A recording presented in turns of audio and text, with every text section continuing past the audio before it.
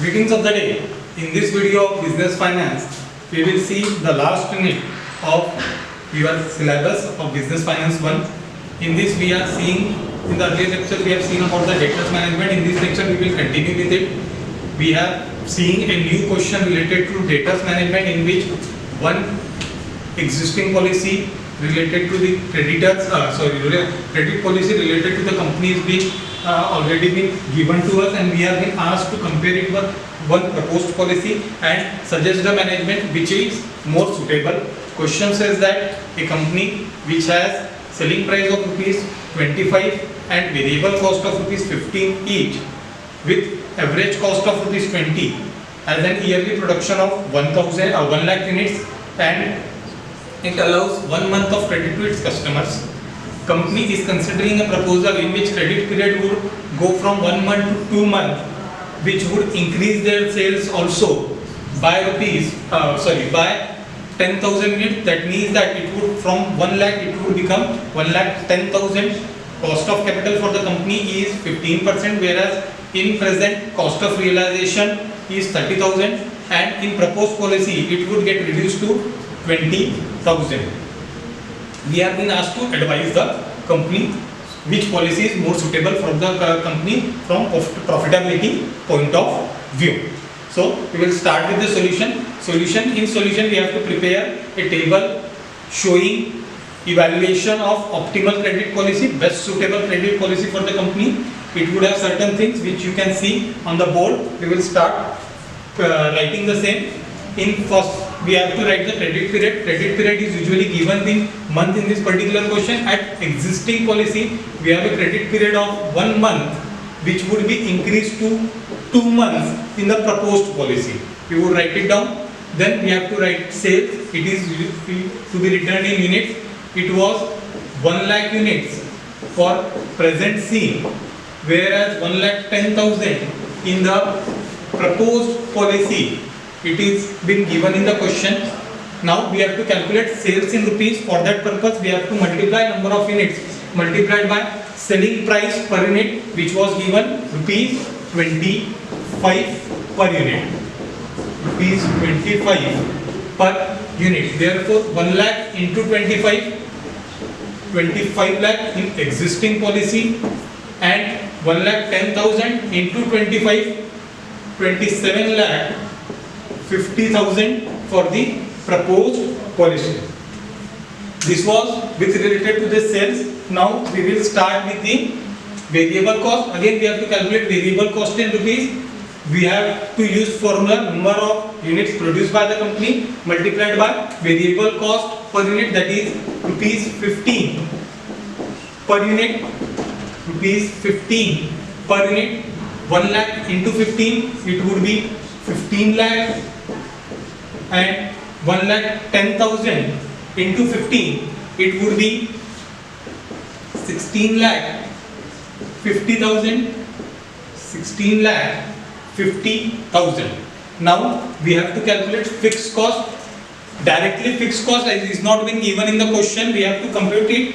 What question says that we have been given average cost. Whenever we deduct average cost, whenever we deduct variable cost from average cost, we would get fixed cost.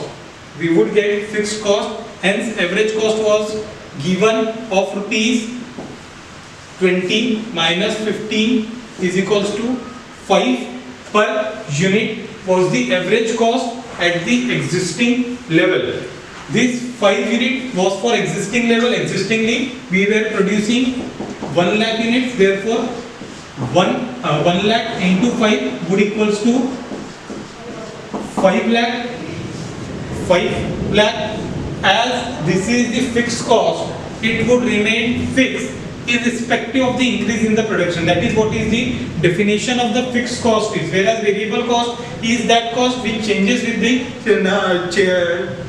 increase or decrease in the production, whereas fixed cost remains stagnant irrespective of the change in the production.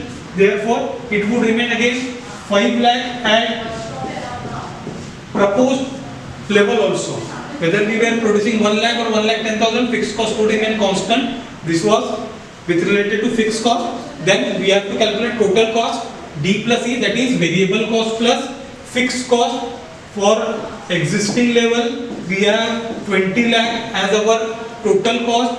For proposed level, it is 21 lakh 50,000. 21 lakh 50,050. Now moving to the data, we have to calculate what were our data. Formula is total cost multiplied by credit period allowed to the customers divided by number of months. As the question was given in month, if suppose there was days, we could have taken 360 or 365 according to our assumption of what the question says. Therefore, total cost for existing level, total cost is 20 lakh into 1 divided by 12. 20 lakh into 1 divided by 12, it would be 1,66,667. Secondly, for proposed level, 21 lakh 50,000 into credit period was of 2 months into 2 divided by 12 into 2 divided by 12, 3 lakh 58,333. This is how we have calculated the data. Now we have to calculate the opportunity cost.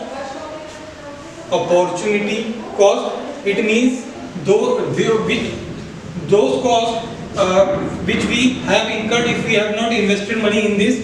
In this we can see that definitely our debtors are increased from 1,66,667 to 3,58,333. Nearly we are getting double debtors, more than double debtors.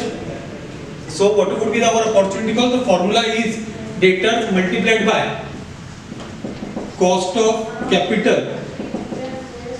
Cost of capital. In this particular question, cost of capital or return on capital was given 15%. 15%. Therefore, 1,66,667 into 15% is equals to 25,000. For proposed policy, 3,58,333 into 15% would equals to 53,750. 53,750. Now moving to the realization cost. Realization cost is directly given in question, so we can take it from there. At existing level, we have said that our realization cost is 30,000, whereas as we move to the proposed policy of 2 months, it would get reduced to 20,000. So we can write it like that. That was directly given in the question, hence we have used that information. Now moving to the profit. Simple formula for calculation of the profit: sales minus total cost. Sales was 25 lakh, total cost was 20 lakh, hence our profit is of rupees 5 lakh. Secondly, for proposed policy, sales is of 27 lakh 50,000, whereas our total cost is 21 lakh 50,000. So we have a profit of rupees 6 lakh in a year. This is profit, but we have to calculate net profit so that we can decide which policy is better for the company. Formula for net profit: profit minus opportunity cost minus realization cost. That means that 5 lakh minus 25,000 minus 30,000, it would be 4 lakh 45,000.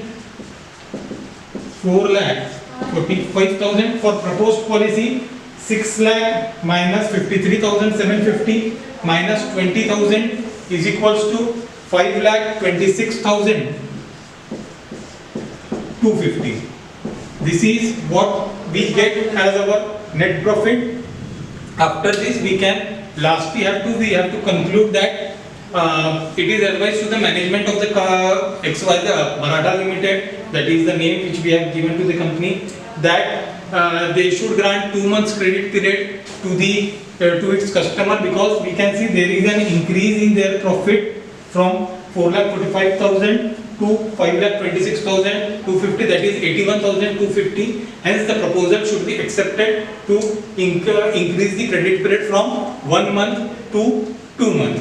This was with related to the existing credit policy and proposed credit policy. In the next video, we will see about what we can say the question which along which we could have other adjustments also of bad debts and else thing. Till then, stay tuned and keep watching and keep practicing the solutions of the questions which are provided to you. Thank you.